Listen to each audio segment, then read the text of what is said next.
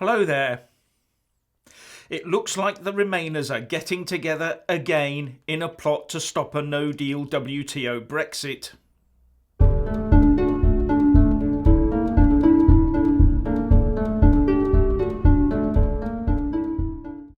They never stop, do they? Another group of Remainers is now clubbing together to try and stop Brexit by saying that all they want to do is stop a no-deal exit from the EU.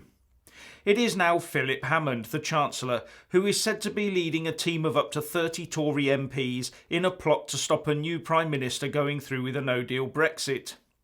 Sky News reports that an informal group led by the Chancellor is said to have met 3 times in the last month.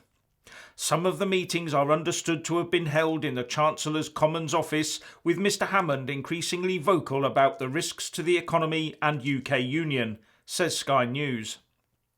And it also says that both David Lidington, Minister for the Cabinet Office, and David Gauke, the Justice Secretary, are said to be part of this grouping. David Gauke has recently said that MPs will find mechanisms to stop the UK leaving the EU without a deal, and also called the prospect of the use of prorogation of Parliament to stop MPs blocking a no deal a constitutional outrage. David Gauke, who defeated a no-confidence vote in his constituency against him last week, has also said that leaving by the 31st of October was now just about impossible, and on stopping a no-deal he said, "If I was to speculate on it, given that we have an activist speaker, given that there is a parliamentary majority against no deal, a way will be found." Funny, isn't it, how people just accept that the Speaker, John Bercow, will be on hand to stop Brexit? But Gauke did say that he would not support a motion of no confidence against a new Tory government because the threat of ending up with a Jeremy Corbyn-led Labour government filled him with more dread than a no-deal Brexit. But on the other side, the Brexit Secretary Steve Barclay said that a new Prime Minister would turbocharge the preparations for a no-deal exit from the EU. Barclay told The Express, "A no-deal Brexit is underpriced. The risk of a no-deal is higher than many, particularly in the business community, realise, and that is why it is important that we prepare."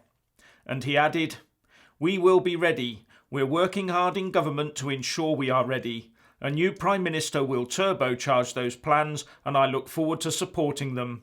We have a short period of time between now and October the 31st, and this department is working at pace to get those plans ready." He also said that the new Prime Minister should approach Brexit as an opportunity, not as a problem to be managed. And on the dire predictions from the Chancellor of a £90 billion hole being ripped out of the UK economy over the next 15 years if we left the EU without a deal, Mr Barclay said, "The idea that one could predict for 2035 with precision and do so in isolation of the decisions that government takes, I don't think gives you an accurate picture of where we'll be." And I would agree with that, considering that no one seems to be able to predict the UK national debt and GDP figures 1 month ahead, let alone 15 years. Steve Barclay also warned that if Boris Johnson, who he supports, won and became Prime Minister but was forced into a general election by the Remain side of the Tory party, then the Tory party would have no choice but to form some sort of alliance with Nigel Farage and the Brexit party in order to keep Jeremy Corbyn out of number 10. "If Remainer Conservatives drive us to a general election," said Barclay, "we are going to need a pact with the Brexit party in order to survive." And he raised the possibility of having to form some sort of joint manifesto with the Brexit party, as the survival of a free market UK relied on stopping Corbyn.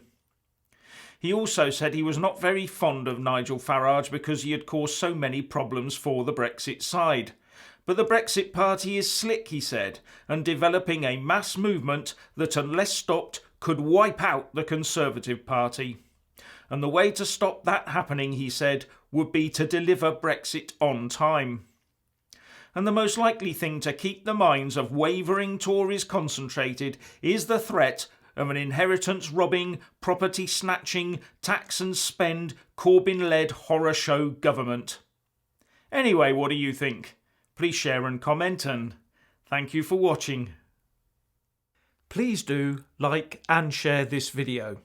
and also subscribe to my channel. And when subscribing, please do remember to press on the little bell next to the subscribe button. That way you'll get an alert every single time I put up a new video. Thank you very much for watching.